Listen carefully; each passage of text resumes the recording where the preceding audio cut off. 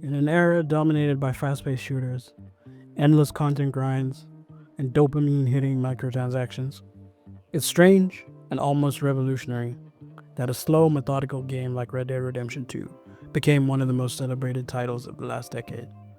It defies almost every mainstream gaming trend, and yet it works. Now, why is that? Now, in this video, we're going to explore how Red Dead Redemption 2 and games like it challenge the norms of modern game design. We'll break down how slowness, detail, immersion, and narrative can not only work, but thrive in a world that's getting more and more built for speed and instant gratification.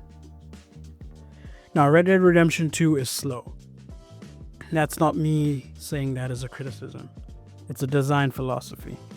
From the way Arthur walks, to the time it takes to skin animals or cook meat over a fire, this game deliberately asks you to slow down. Most modern titles optimize for speed and convenience. Fast travel, auto loot, skip dialogue. But Rockstar did the opposite. Why? Because pacing shapes experience. Red Dead Redemption 2's slower tempo allows the world to breathe. It creates room for moments of reflection. Walking through the snow, watching a sunrise, tending to your horse. These are moments that stick with you because they feel earned. Pacing doesn't just affect gameplay, it affects immersion. And that immersion leads to something rare: emotional investment. Now, detail is everything in Red Dead Redemption 2. The game stimulates life in a way that few others dare to do. From the dynamic weather systems to Arthur's ever-growing beard, this is a world that feels alive. Not because of what you do, but because of what it does without you. When you kill an animal, you have to skin it manually. When you eat, Arthur actually takes the time to chew. Conversations are grounded in naturalistic dialogue, full of pauses, stutters, awkward silences. These aren't bugs. These are all design choices.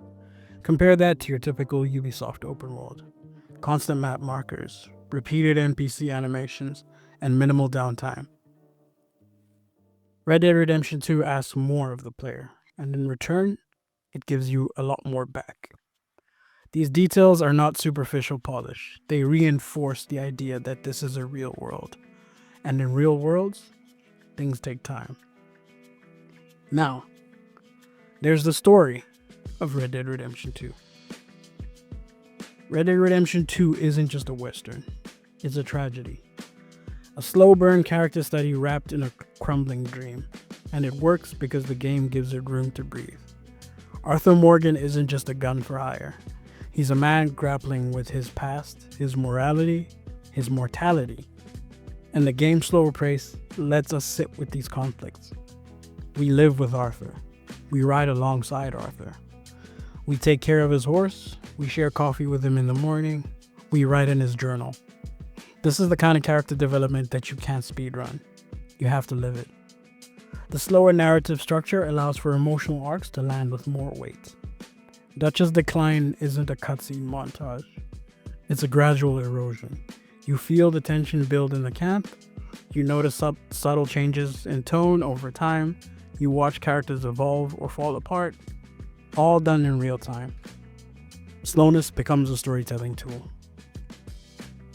Now here's the truth. Slow games like Red Dead Redemption 2 do well because they're different. They offer a countercultural experience in an industry obsessed with more guns, more enemies, more action, more loot. We live in a time of content overload, backlogs, battle passes, daily challenges. But Red Dead Redemption 2 says no, take your time. It feels refreshing. Dare I say, even a bit rebellious? And players have responded to that. Again, despite complaints about clunky controls or long animations, people kept playing. Not just to finish the main story, but to fish, to hunt, to explore. They all lingered, because deep down, many of us are tired of being rushed. Red Dead Redemption 2 taps into a desire for presence, to be inside a world that isn't constantly pushing you to go faster. It gives you permission to exist, not just progress. Slow games also speak to nostalgia, not just for the Old West, but for a time where games weren't afraid to let you wander. Remember older RPGs when you had to find your way without a glowing path? Or simulators where half the joy was the process, not the reward? Red Dead Redemption 2 resurrects that spirit. There's something deeply comforting about its world. It's beautiful, melancholic, and filled with spaces that feel untouched by modern world. No phones, no notifications, no distractions. For many, it's a form of digital escape, especially during times of global stress and burnout. Players flock to slower games for their meditative qualities. Red Dead Redemption 2, Stardew Valley, Death Stranding, and even games like The Long Dark. All of them provide a quiet alternative to the chaos outside of our screens. Now again, another reason why slow games work is that they challenge what fun means in gaming. Not everything has to be about adrenaline.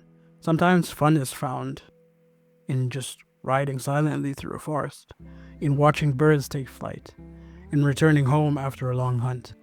These aren't fun in the traditional sense, but they're fulfilling. Red Dead Redemption 2 helps reframe gaming as a personal experience, not just a challenge to overcome. You don't play it to win. You don't play it to check off objectives. You play it to feel, to be part of the world, to think, to mourn, to wonder.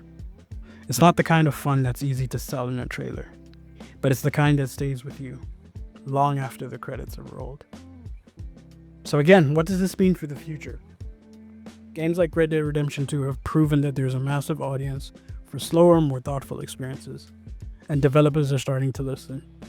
We've seen a rise in slow game design, whether it's Ghost of Tsushima's deliberate combat and photo mode, or the rich world building of titles like Kingdom Come or A Plague Tale. Even AAA studios are taking more risks in this space. But it's not just about copying a formula. It's about understanding that not every player wants to be overwhelmed. Sometimes we just want a story. Sometimes we want immersion. Sometimes we just want to ride through the mountains at a sunset. Again, the success of slow games proves that there's room in this industry for stillness, for quiet, for depth. Red Dead Redemption 2 isn't perfect. It's clunky, it's slow, and it demands a lot of patience. But maybe that's the point. In a world that keeps telling us to go faster, it dares to ask, what's the rush? And that's why it works. Not in spite of its slowness, but because of its slowness. Held by some bounty hunters, trying to see how much money the government will pay them. I know he's in Blackwater, but there's talk of them moving. Well, if we step foot in Blackwater... Well, then we're dead men for sure. There'll be Pinkertons all over the place, but if he's alive, we gotta try. Yeah, of course. It's you they want, Dutch. Always is. Charles, go find out what you can, carefully. Josiah, take Javier. Arthur, go get yourself cleaned up. Join them when you're ready. Well, what about me? Well, exactly. What about you? What does that mean? Oh, Bill, come on.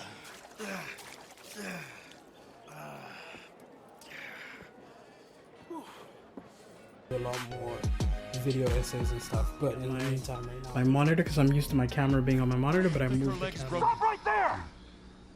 Okay. It was not. This is your fault. This is nobody's fault, Henry. If you're really like into some nature shit, on weekends you can always